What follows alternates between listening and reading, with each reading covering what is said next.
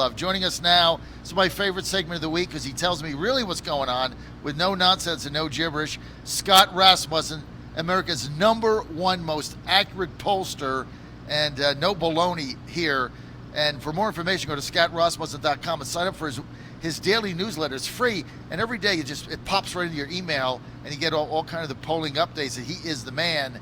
And Scott, great to have you. We're live in Sunland Park, New Mexico today, out in the middle of nowhere, looking at this new WeBuildTheWall.us. Scott, when you've polled people their opinion on the wall, have you gotten any feedback from that, Scott? Well, when we talk about the question of illegal immigration, we have a tremendous amount of information. 78% say it is bad for America. I got to put it in context. Roughly the same number, 84%, say legal immigration is good. So voters are making a clear distinction. And there is a little bit less support for the wall than there are for other immigration or other steps to reduce illegal immigration, like employer verification and ending sanctuary cities and things of that sort. But the general attitude that comes through, no matter how you frame it, is people want to stop illegal immigration. When we polled about the tariffs, the tariff wars with Mexico, most people thought it was going to hurt the U.S. economically, but there was a big chunk of people who said, but that's okay because there's a bigger problem. We need to address illegal immigration.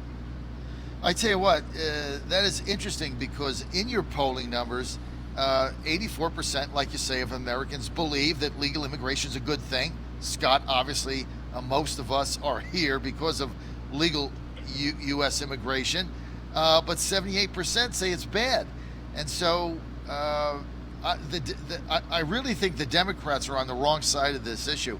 And when you come here to this border, and now that the president made the deal with Mexico, we were talking, Scott Rasmussen earlier, Colonel Mike and I came yesterday, and Mexican military, not cops, this is Mexican military with fatigues, helmets, and big weapons and military vehicles are just driving around.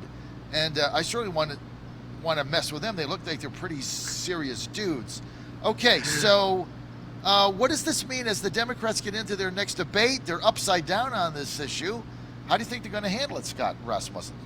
Well, I don't know what the Democrats are going to do in their debate. The last time around, it looked like they were very supportive of open borders. Only 21% of voters agree with that. And by the way, even most of the people who say they think anybody should be allowed to move here, that we don't have any right to keep people out, most of those people say, but at least they should check in. They should go through customs. They should fill out the proper forms. This is an issue that the Democrats are out of touch with voters on in a big way. My polling and other polling is showing that it's growing as an important issue to voters. And I think what's going to happen is somebody like Joe Biden is going to try and find a way to adopt a little more moderate position on the issue, but still be progressive enough to appeal to Democrats who are going to decide the nomination. And right now, with the base of the Democratic Party being as young and progressive as it is, that may be a challenge. Scott Rasmussen with us. Go to scottrasmussen.com, sign up for his daily newsletter. Plus, read his book, The Sun is Still Rising. Go to Amazon. You can get it there. I read the book. Very uplifting. And when you get down, you get depressed, and you look at the president's budget that we have to defend now that he's signing, and you get kind of mad. Read Scott's book. It's going to put you in a good mood. Good things are happening. Scott, I'm glad I can put you in a good mood. That's a good use of my book. And it also happens to be what I believe. I mean, I'm very optimistic about the future of our nation. I'm very pessimistic about our political process, but our nation has a bright future. That's why you got to read his book, The Sun is Still Rising. It's very uplifting. Because, Scott, in the business that we're in, talking about politics every day, following the president, I'm a White House correspondent, going around the country, things are so divisive. Sometimes you can get a little down. And so I like to pick your book up and read one of the chapters after I've read all of it, like I have, and just say, okay, well, you know what? Good things are coming as we go forward. Scott, 7/25/2019, you've got a poll that says 59% of illegal immigrants, 59% of Americans see illegal immigrants as a national security threat. 53% think they reduce wages for workers. I mean, this is a pretty shocking poll when I saw it, because polls I've seen in the past on this basically didn't tie illegal immigrants to wage reduction. People were kind of checked out on that. They didn't really see him as a national security threat. Now that's changing, isn't it? Yeah, and it really has been a factor for the last year at least. This is not something that President Trump made up and convinced the American people to believe. It is something that President Trump articulated. The feelings were there. And we have seen, growing concern on these issues. And so as a result, you have this situation where people are saying, yeah, we need to know who's coming into our country. We need to understand who these people are. And if they come in through legal means and they are not a threat and they are not a national security threat, well, we'll welcome them and give them a chance to live the American dream. But people don't see that being done, and that's why this is a rising concern. We're with Scott Rasmussen, ScottRasmussenDesk.com. And by the way, this segment brought to you by our friends at the Job Creators Network, the #1 organization for entrepreneurs in America. Go to JobCreatorsNetwork.com. Okay, so let's get to another one of your polling numbers here, Scott Rasmussen, which is 37% of Americans see the squad, I call them the clown squad, as racist troublemakers, but 39% don't. Now, just the other day, Scott Rasmussen, Omar Elan said that the real problem in America was white males, Scott, like you and me and Colonel Mike here, and that we should be profiled because we're causing, I guess, what did she say, most deaths in America? Right. So I guess the problem now has shifted to white men, not jihadists or people like that, not crazy people, opioid abuse, but I guess white males is now, according to Omar, the #1 issue in America for its problems. When we start talking about these tweets, whether it's President Trump or the squad or anybody else who is using this rhetoric at this point, the public responds in a partisan manner. The squad isn't as well known as people tend to think, people in Washington tend to think. In fact, the plurality of voters don't even know if they're progressive or moderate or conservative. So there is less visibility for them. But when you put it in the context of specific tweets, we polled about several of the president's tweets and several of Congresswoman Omar's tweets. You get this sense that things are evenly divided. 46% do believe the president is a racist. 46% disagree. It's split down the middle. That's the way our country is politically right now. And by the way, it's also the reason 50% of Americans say most of their friends don't know their important political views. People are trying to keep their head down and stay out of this mess. You also did a number that said that 18% of people hold political views that would shock their friends and family. What does that mean? Well, it was really part of a series of questions about their political views and how have they ever lost a friend over politics, which, by the way, about 1 out of 5 people have. But what we found was younger people under 35, about a third of them say they have views that would shock their friends and family. By the time you get to people who are over 65, only 7% are in that category.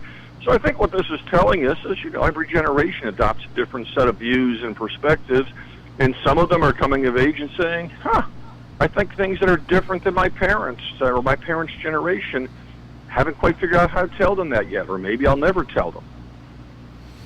Scott Rasmussen with us, #1 pollster in America. Scott, you said that this week you've got a poll out that says 44% of Americans think the U.S. is heading in the right direction. That's the highest level of optimism in 2019. Right behind that, 51% rate the economy as good or excellent. Just 14% say poor.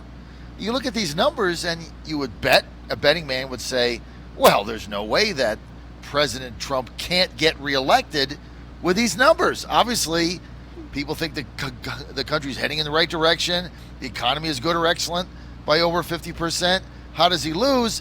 But then you look at his state-by-state numbers and you get a different picture. Why aren't people tying those numbers to the Trump administration? Well, look, first, if you were to take, there's a whole group of political scientists who have a subculture of estimating election results based on economic and other basic indicators, and they would agree with you that with the numbers we're seeing right now, if they exist a year from today, the president is very likely to get reelected. There is a perception that the president turns some people off who would normally be supportive. There's almost 5% of voters nationwide who say that they disapprove of the president, but think things would be worse if Hillary Clinton had won the last election. So tying those together is not quite as clear-cut as you suggest. But it's also true the Republicans did not do a good job in 2018 of connecting their policies to the strong economy. I would suspect you'll see the president doing a lot of that heading into 2020. Scott, this is Colonel Mike. Can I ask you a question? You just said 5%, only 5% think it was better with Trump than with Hillary? 5% against what? No. 5% of people who disapprove of the president. Oh. They don't like the way he's doing his job. Maybe they don't like his tweets. Mm-hmm. Maybe they don't like some of his policies. But whatever they think of this president, they also think things would be worse if Hillary Clinton had been president. So what you have is you have about 45 or 46% of the population who consistently tells us they approve of the president and the way he's doing his job. That number has barely budged in the last 6 months. Let me ask you another question. 3 to 5% on top of that who disapprove but still think he's the lesser of two evils. Let me ask you another question. Have you polled anyone that thinks that they were forced to pay under Obamacare, but somehow it's easy and it's okay to give illegals free health care? Have you done a poll on that?